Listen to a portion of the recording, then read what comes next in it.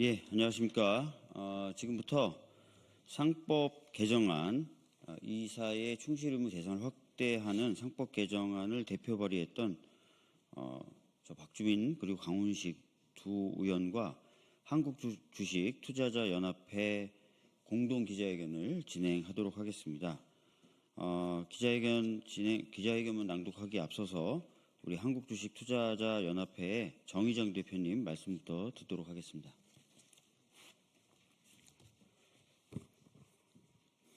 네, 안녕하십니까. 한국주식투자자연합회 대표 정의정입니다.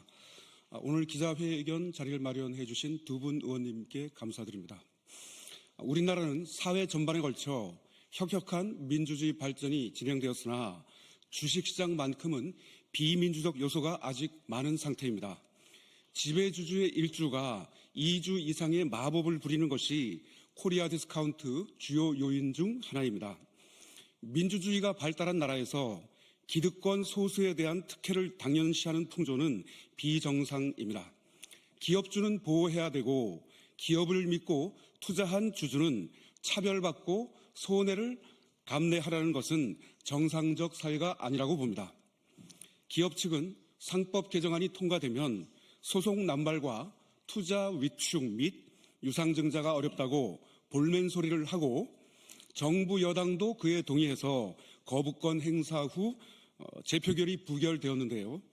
이사 충실 의무는 이사회와 경영진이 지배주주 및 자신만의 이익이 아닌 모든 주주 이익에 부합하도록 행동하라는 것이지 회사 투자 활동을 제약하는 것이 아닙니다. 소송 남발 우려도 기우에 불과합니다.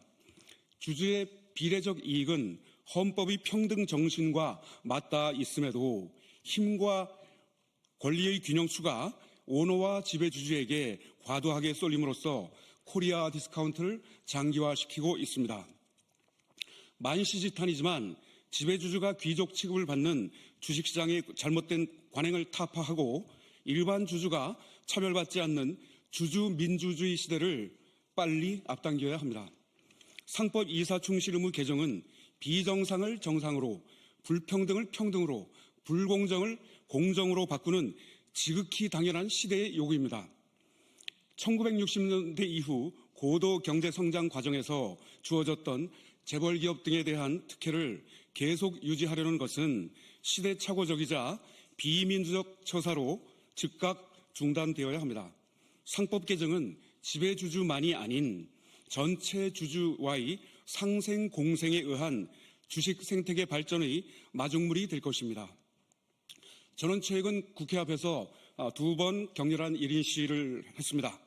국민의힘은 상법 개정을 받고 민주당은 배당소득 분리 과세를 받으라는 것이었는데요. 한쪽 날개로 새가 날 수 없듯이 심각한 코리아 디스카운트 해소를 위해서는 상법 개정과 배당소득 분리 과세가 반드시 필요합니다. 양날개가 있어야 합니다. 지난 24일 민주당 이소영 의원은 국민의힘이 선제적으로 주장했던 배당소득 분리 과세 법안 발의라는 공을 쏘아 올렸습니다. 이제 국민의힘이 상법 개정 찬성의 공을 쏘아 올려 화답할 차례입니다. 아울러 이소영 의원은 지난 22일 기존 법안처럼 1년 후 시행이 아닌 공포 후 즉시 시행되는 상법 이사 충실 의무 개정 법안을 재발의했는데요. 새로운 법안이 아니더라도 현재 국회 법사위원회에 강훈식, 박주민, 이정문 세 의원께서 제출한 상법 이사 충실 의무 관련 법안이 계류 중입니다. 지체하지 말고 당장 논의를 시작할 것을 요청합니다. 상법 이사 충실 의무 개정은 윤석열 전 대통령도 동의한 사안입니다. 국민의힘의 실체가 재벌의 힘이 아닌 문자 그대로 국민의힘이 맞다면 거수기로 전락한 이사회의 기능을 개선함으로써 1,400만 국민 투자자 삶의 질을 높이는 상법 이사 충실 의무 개정을 반대하지 말 것을 촉구하며 대선 후보 공약에 반드시 들어가야 합니다. 메리츠 금융지주 홈페이지 첫 화면에 이런 문구가 있습니다. 대주주의 일주와 일반 주주 일주의 가치는 동일합니다. 민주주의 국가에서 너무나 당연하고 반론 제기가 불가능한 표현인데도 격하게 공감이 되는 이유가 뭘까요? 하루빨리 상법이 개정되어 우리 주식시장이 코스피 3,000을 돌파하고 코스피 5,000을 향한 힘찬 발걸음을 내닫기를 바랍니다. 네, 이상입니다.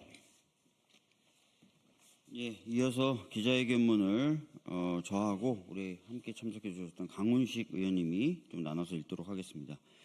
상법 개정 더 이상 미룰 수도 또 미룰 이유도 없습니다. 지금 당장 법사위의 논의를 시작합시다.